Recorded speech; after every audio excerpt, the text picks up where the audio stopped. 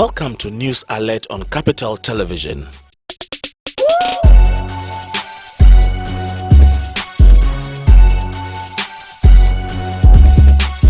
Government says the country is losing 200 megawatt of energy due to loss of gas supply from Nigeria. With the energy deficit status currently standing between 450 and 500 megawatts, the situation is going to worsen. Speaking on Capital Breakfast this morning, Communications Advisor to the Energy Ministry, Edward Bauer, warned that Ghanaians must be bracing themselves now for some energy crisis until the situation is normalized. Ghana's gas supply from Nigeria is being curtailed due to labor unrest in that country. It's not Nigeria that has decided to stop.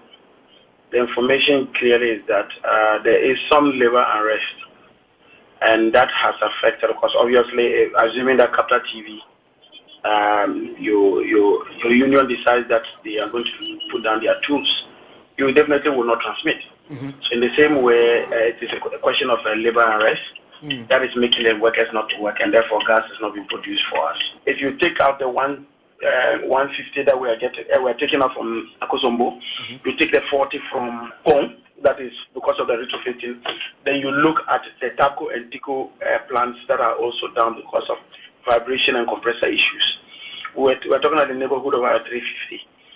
So if we now compound this with the problem of the gas not coming and therefore some plants not available, we may be heading towards the 450, there are about 500 neighborhood. Ghanaians, local and foreign businesses have been grappling with problems associated with the intermittent supply of electricity for several months. The water level in the Akosombo Dam keeps dropping while power plants in the country continuously operate below capacity. Therefore, the suspension of gas supply from the West African gas pipeline will aggravate an already precarious power situation since the Asogli power plant runs only on natural gas. The Asogli power plant was augmenting government's energy needs with an average of 180 megawatts.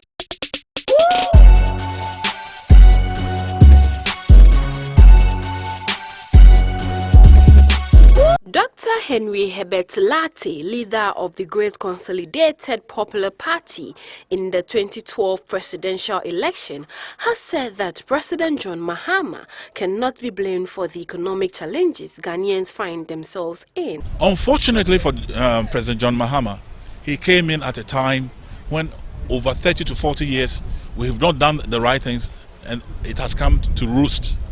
You understand? The whole thing came to crash because we kept postponing and postponing. We're not producing, we're not encouraging agriculture, we're not encouraging manufacturing, we're just importing and importing and importing. Came to a crescendo where the imports were so much, and all the importers, all the foreign business that came in were given lucrative contracts that they could transfer their money anytime they wanted. So when they transferred their money, and then we are importing more, the city started diving. It wasn't Mahama's creation. It has been there for years. And I find it sickening that we blame everything on John Dramani Mahama. It wasn't his fault. He's doing his best to try and turn things around, but it's not easy. According to him, the Ghanaian economy can see a positive turn if only political game players would implement a policy he referred to as the Ghana Economic Empowerment Policy, saying that such move will assist workers in all sectors of the economy. Speaking on his expectation on the 2016 general elections, Dr. Lati said properly trained polling agents would ensure a sense of responsibility on the part of the electoral officers. Well, we have build up our constituency parties because in 2015, or maybe by the end of 2015, we would have finished and would have gone to our national congress. So we're sorting out our constituency elections and regional elections. I don't talk too much on radio. I believe in action. Lots of people talk plenty. And what happened? I beat the PNC and I beat the CPP. We were not talking. We were on the ground. And that's what we're good at. We should make sure that we have our people on the ground, and they should be financed to check what happens at the polling station. He added that his party is preparing to hold its constituency and regional elections, stressing that the GCPP in 2015 will hold its national congress to elect a leader for the 2016 presidential race.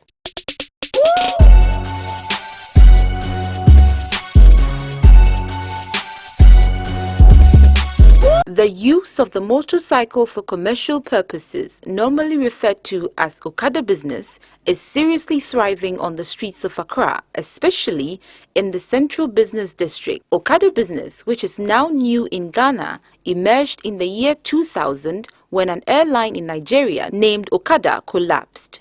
Due to the airline's affordability and flexibility, the commercial motorcycle riders in Nigeria chose to name their motorcycle Okada, which was used to carry fee-paying passengers. The business crept from the west coast of Africa to Ghana and then became a border in the country. However, the difficulties involved in commuting to and from our workplaces have engendered a boom in motorbike business in Accra and many rural communities across the country. The increase in vehicular population in the country is not matching the expansion in the road network, resulting in traffic jams on all major roads in the country.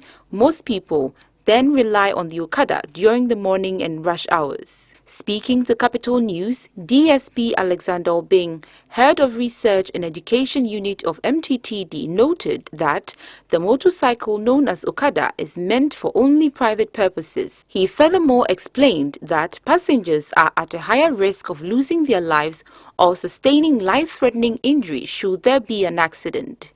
He informed that the DVLA has been mandated by the road law to register such vehicles as private and not commercial. Motorcycle use is not new in Ghana, and it has been helping us to develop as a country because it's registered as private vehicle by the owner to ride it on it for his private engagement in addition to dispatch. And so all motorcycles are registered private, and that's why they have number plates with blue and white lettering and borders. And the motorcycles have open sizes, and so the one that has responsibility to register vehicles have been mandated by Ghana in our road law that because they have open sizes, such vehicles should always be registered for private purposes. Hence, Ghana has resisted the operations of the Okada by passing a legislature to outlaw them because the Okada poses a threat or danger to the riders and passengers. If you go to our Road Traffic Act 683 and then the supporting LI 2180 Regulation 128, it says that nobody can use motorcycle for commercial purpose, and that it meant you could not use it, though it is registered private, to carry fee-paying passenger. 2, that a prospective pillion rider who want to pay money to be carried should also not do that, and that nobody should also buy motorcycle and give it to somebody to ride to pick fee-paying passengers. Why? Because it was observed that unsafe motorcycle use, including using it to carry fee-paying passenger, otherwise called Okada, was adding about 10% to our fatalities. For example, between January and August last year, we had 1,603 motorcycles getting accidents. Are you getting it? And that was out of 14,193 vehicles that got crashed. 1,603. This year, all the number of vehicles involved in crashes have gone down. Vehicles. It is now down to 14,032. But motorcycle, the same period, has increased from 6,603 to 1,893. A cross-section of Okada riders were interviewed to ascertain why they are still in the business. Okada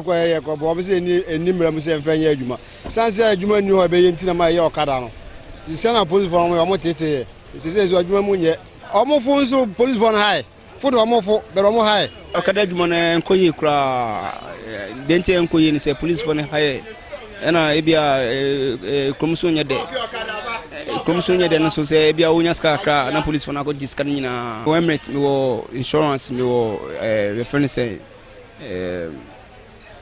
I can say protecting everything, I have everything, but who traffic man they will catch you. No matter what, on bet you. Because some woman go ahead saying your jumanti and to me your manager to be boy. I bank a woman go ahead saying your jumade, but I'm saying your manager say be up here. Manager Subejina or Akasama.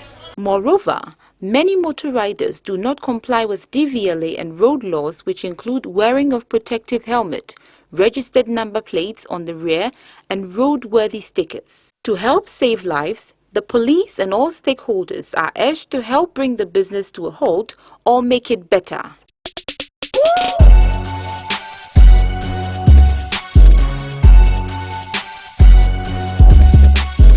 Mr. Jerry Ham, a customer service expert, has called on Ghanaian business entities to give priority to the needs of their customers as means of enhancing the level of customer satisfaction. Case studies where businesses have gone down because they thought what is wrong with one person defecting and two people defecting. But the fact is, if you read literature and you study this issue of customer service, you realize that they say one person would tell a lot more people than about bad service than they would tell a lot of people about good service. So the damage is being done, but you see, because it's happening in bits and pieces, the organizations are not realizing. The time they realize it might be too late.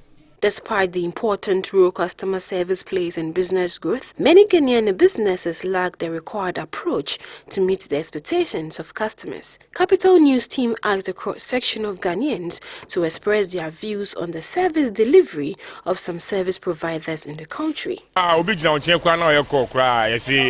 off, but phone on. Credit. After buying the credit, I just made about 50 seconds call. And all of my units got vanished from my phone. So that is my problem that I have with the network companies. Although customers expressed some frustrations, individual business owners had this to share. Oh, hello, welcome. Now we'll be sending the crowd to share. Now, be sending money prices. Toilet will be satisfied. We are saying no training board, 65 Ghana and I say 70 Ghana and I say whatever. You can watch any prices, no. A be up single and I say double bundle your single and your double. Till you bet you know, we can't be up a single and as of no watch any prices, no. It's when they come, I just approach them nicely. But some of them, when they are coming, when you see their face, the way their face are, they look like they are fighting already. But when they come, they ask you this one how much. When you say 50 cedis, hey, this one 50 cedis, 550.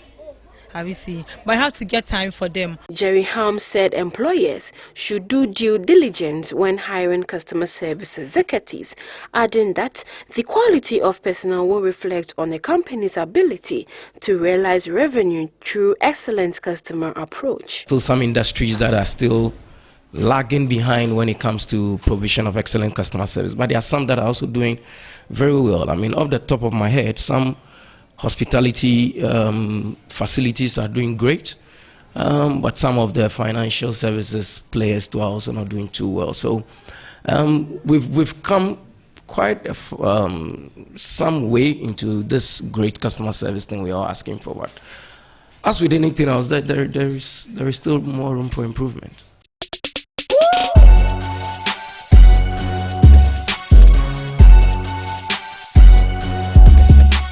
The long-suffering coach of the Black Stars, Kwesi Appiah, says although he has been told orally that he is no longer in charge of the Black Stars, nothing formal has reached him. Kwesi Appiah was relieved of his post on Friday, September 12, but has since not been given official notification to confirm his sack. According to the former Kotoko defender, he's yet to receive a letter from the FA, he told a private network in Accra. The CAF Lions' A coach also revealed that he would not have taken Kevin Prince Boateng after he had disputes with during the World Cup and subsequently expelled him from the camp to Global Football Showpiece if he had not played in the qualifier. However, Appiah believes Kevin Prince Boateng had good good qualities and would help the nation. That is why he brought him to play the last game against Egypt. After their confrontation, Appiah gave Kevin Prince Boateng 2 days to show remorse, but he never did, so he concluded by writing a report to the management. The ex-Ghana international managed the Black Stars at one of their worst ever campaigns at the World Cup after finishing bottom in their group with just a point.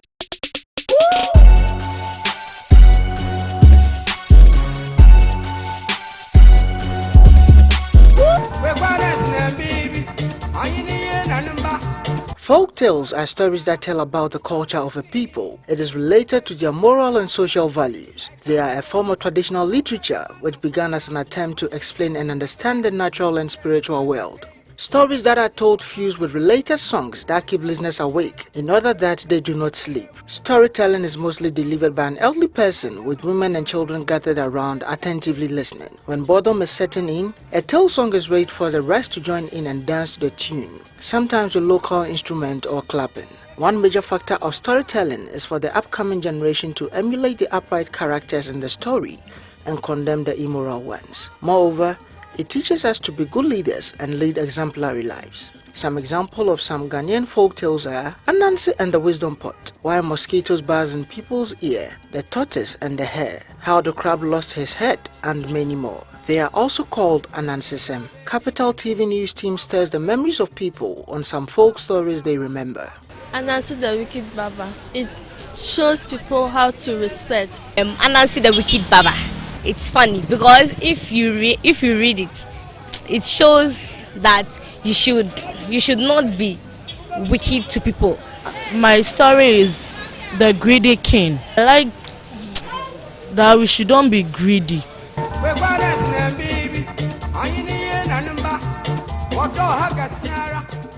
That ends News Alert on Capital Television.